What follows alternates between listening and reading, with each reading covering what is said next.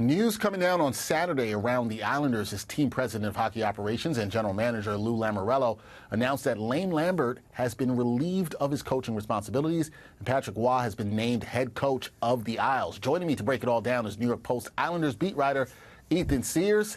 Ethan, I know you just came back from a road trip, a long one. You thought you were going to relax, and then news broke. How you doing? I'm doing well, Dexter.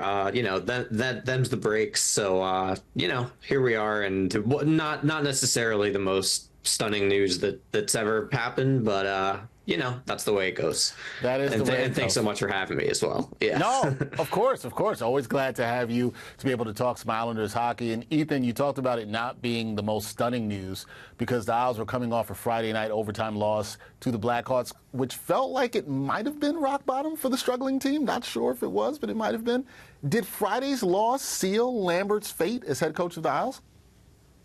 Well, you would have to imagine so. I mean, the mood in the dressing room was pretty defeated throughout this 4-game trip where they went 0-3-1 and probably at a low after that game. The confidence has been, at a low. And to me, that is really kind of the differentiator from the losing streak they had in November, which was the first time that, Lambert's job started to come into question. At that time, they lost 7 in a row, but, a few of them were in overtime. And the sort of message was that they felt they were playing good hockey and maybe not getting the breaks. And this time around, you heard a little bit of that. But for the most part, you look at some of the games on this trip, 5-0 in Minnesota, last night 4-3 to a banged up, bad Blackhawks team. It was pretty hard to make the argument that they were playing well and just maybe not getting the bounces.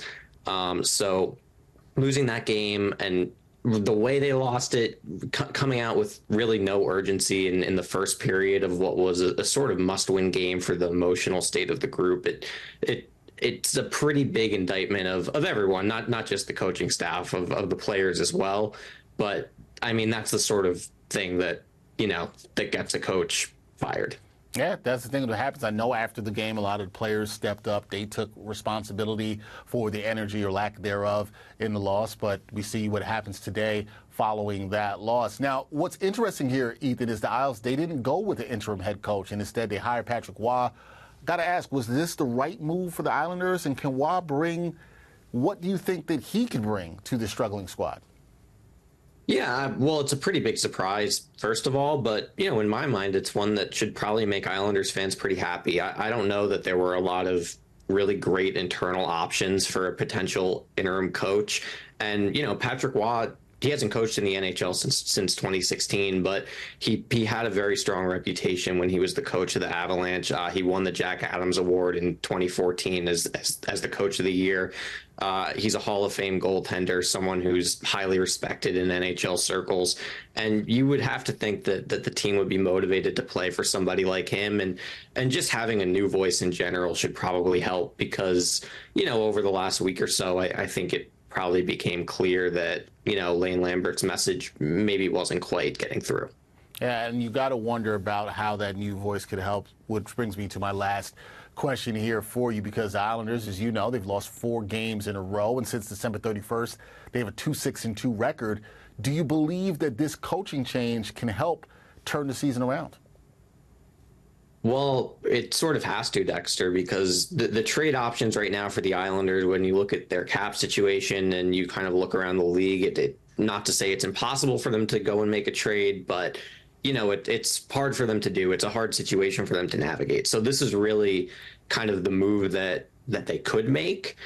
And it's a move that, it really has to have a pretty immediate effect when you look at where they are in the standings. They're down to 6th in the Metro. They're out of a wild card spot. They're still reasonably close when you look at points. By no means is the season over. By no means are they out of it. But this is a team that's been playing, below its potential for basically the last month. And, in theory, a new coach should help there because from a talent standpoint, this really should be, maybe it's not a Stanley Cup contender, but it really should be a playoff team when you look at just the names on this team and the talent that's there. We will see if a new voice in the locker room can make a change for the Islanders. Lane Lambert out as head coach, in is Patrick Waugh. And it'll remain to be seen what can happen with this team going forward. But there still is time, Ethan. There still is time for the Islanders to turn things around. That is Ethan Sears, the great beat writer covering the Islanders for the New York Post. Ethan, always a pleasure to talk Islanders hockey with you, and I hope you get some rest soon. Thanks. You as well. Appreciate it, Dexter. Anytime, Ethan. Thank you, man.